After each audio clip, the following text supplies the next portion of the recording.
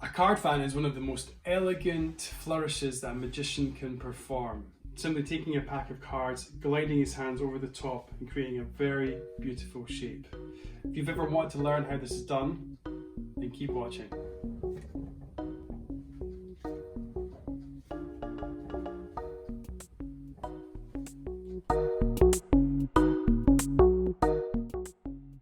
Hey, welcome to Quantum Magic Lab. My name's Kevin Quantum and I am a magician scientist hybrid. Every day I'll be teaching a new magic trick, sometimes easy, sometimes difficult, but always amazing for your audiences and with easy to find objects, most of which you'll already have in your house. I'll not just be telling you how this works, but also the real secrets of why this works. I'm a magician scientist hybrid after all. I really need your feedback to make these better, so remember to comment below. Tell me if you like it, tell me if you don't like it, but most importantly, tell me why, so then I can improve this. So please subscribe just here. I do these every day. This is just so you do not miss out on any future content. All right, let's do this. All right, today is maybe not a magic lesson, but more of a lesson about a flourish. A flourish is a move that a magician or someone who plays with cards uses to demonstrate their skillfulness with that particular deck that they're using. There's lots of different flourishes that range in difficulty, but one of the most beautiful and elegant, and one that audiences appreciate often more than any other, even more difficult to learn flourish, is the card fan. A beautiful way of displaying a pack of cards to an audience. That's what we're going to learn today. The things that you'll need for this is a pack of cards. I would recommend using bicycle cards. They are good for this because the surface of the card, it's not one surface, but it's lots of indented tiny small holes in the card, which allows the card just to gently sit on a cushion of air above the one below it. You can even see it there when I drop that card onto the deck. It almost glides a little bit before it actually stops moving, in the same way that if you're playing that game with the disc and the small things, you have to hit the disc across the table and there's air blowing out from underneath the table. I don't know what it's called, but that same principle applies here. And because of that, we'll get that into the science bit, there's a lack of friction, or at least very controllable friction that we can use to our advantage. So how do you do a card fan? Well, first of all, you're going to hold the cards in your left hand if you're right-handed, or your right hand if you're left, and you are then going to transfer them and pinch them. And you're going to pinch and put quite a lot of pressure, more or less where the head of the angel is, the top angel there. You're going to put the pressure there, and you're also on the other side, it's going to be the same part on the same side, but you're going to put the pressure there on that piece of your finger there. Again, I cut my finger cutting an apple earlier, sorry about that. So push those two bits there like that. That's your starting position right there. Once you've got that in position, you're going to have to apply quite a lot of pressure. I've actually brought my second finger up there to push so they don't drop. They will slide around a bit, and even just by sliding them in my hands, I get like a little fan without even trying. That's how they work. But what you're going to do is get them into that position, and then you're going to cock them. You're going to move them back so they can nestle almost in that piece of your hand just there. So it starts there, push them back like that, and then you're going to essentially spread them in a big round circle like this with your other hand. So once again, we'll start off, we'll cock them there, put them there, pressure just at the bottom of the angel's head on both sides. That's where the pressure is at that part of my finger on the other side. I cock them back, and then I use my thumb and I gently glide my thumb slowly over the face of the cards like so. It's very difficult to do this slow. I know that's the way you're going to practice, but it's more or less a feel thing. If you do it slow, you won't get the right kind of pressure. The same thing again, starts there, push it back, pull your thumb over the top, and they separate into a fan just like so.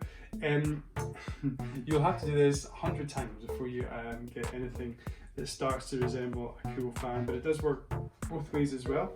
That's the way, the other way up, just like that. And the same thing applies.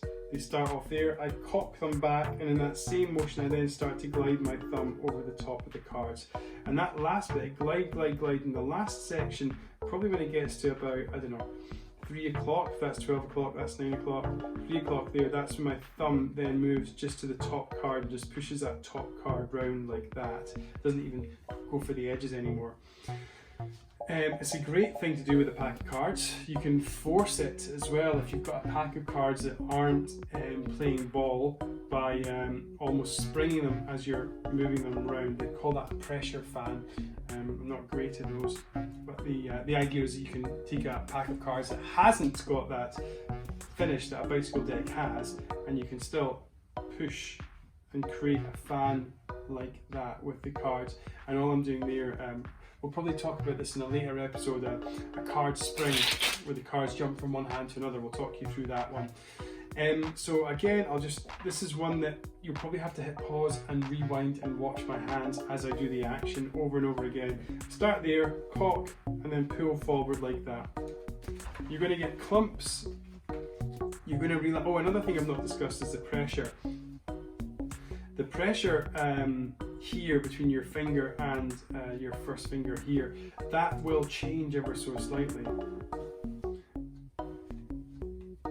trying to think what happens there to my first. Also, yeah, a weird thing that happens as well, I've just noticed that, is when my second finger starts there to support my first, but as they go around, it flips down to stop supporting the first finger but to start supporting the cards. It probably does that automatically so the cards don't fall on the floor.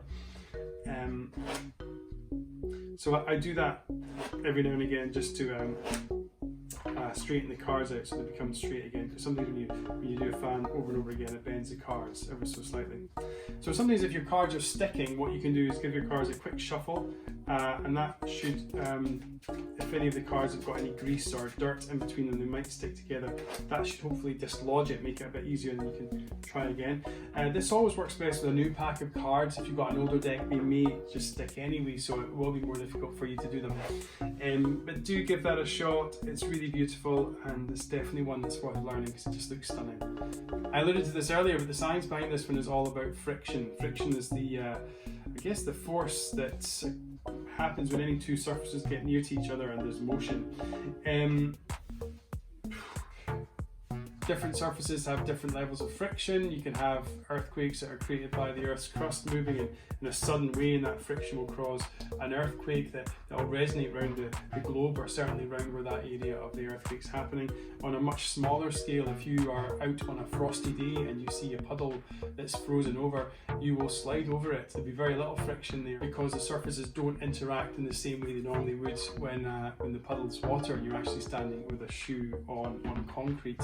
In this instance, the friction between the cards isn't that great when you're fanning them, and the pressure, if I have tight pressure, they're going to stick together, but even if I do that with tight pressure, they start to move. And if I can control that pressure and control the friction, I can create beautiful card fans.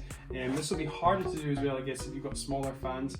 But friction is the force that we are manipulating here as a magician, and if you can control friction with a pack of cards, through practice and muscle memory, when your hands remember a certain action, then you will always be able to do this with almost any pack of cards. One thing I haven't shown you how to do is to close the fan once you've made it.